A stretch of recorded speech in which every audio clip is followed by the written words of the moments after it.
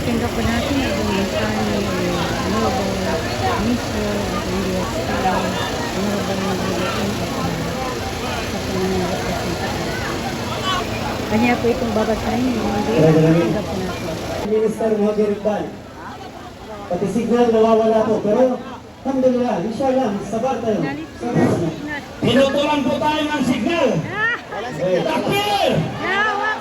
At least huwag natin putulin ang ating program. Takbir! Walang problema sa signal. Nabubuhay tayo kahit walang signal. Takbir! Kusino! Bismillahirrahmanirrahim. Brothers and sisters, fellow workers in the Ministry of Basic, Higher and Technical Education and the BARN, comrades in the Moro Islamic Liberation Front, members and supporters of the United Bangsamoro Justice Party, I appeal to you all to stay calm, peaceful, and respectful with the authorities. Avoid incendiary chants and gestures or rhetoric that could provoke violence and divert the legitimate issues you are raising in this rally. Speak with clarity, focusing on issues and solutions, not personal attacks. You may raise your sentiments not with anger, but with patience, not with fear, but with faith in Allah subhanahu wa ta'ala and belief in the justness of our cause and in goodness of our people. Be rest assured that your leaders are here. Be rest assured that your leaders are here to listen. And we are moving everything.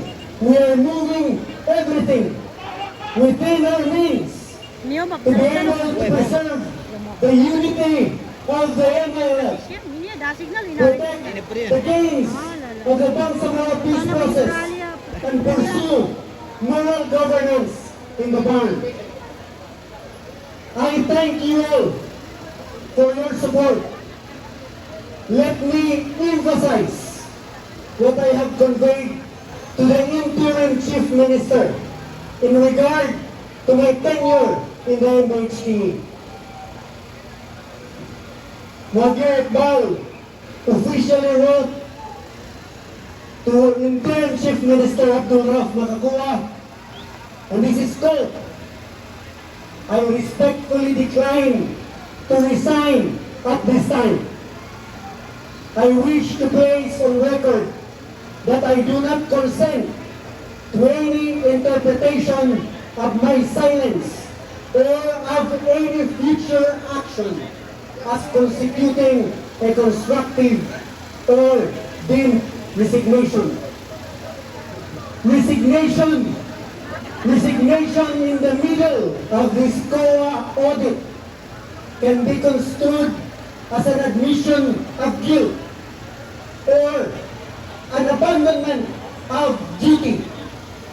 My position is that the audit process must be allowed to conclude and that my continued service during this period reflects my commitment to accountability, not an avoidance of it.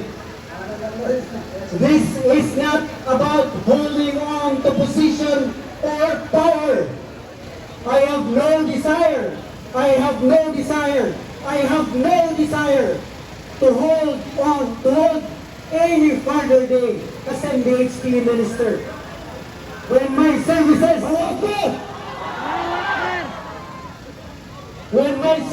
are no longer needed. But this is not about me or the position of a minister. This is about principle. This is about protecting the gains of the Bangsamoro peace process. This is about continuing the assertion for the rights and welfare of our people. Let us stay in the course of peace and pray that peace will prevail in our homeland, inshallah. Assalamualaikum warahmatullahi wabarakatuh. Salamat Takbir! Takbir! Takbir! Ministro ng DSWD. Takbir! Pag hindi kayo usapon sa video, Atin po dinami ko, ikaw, matututo na siya sa program.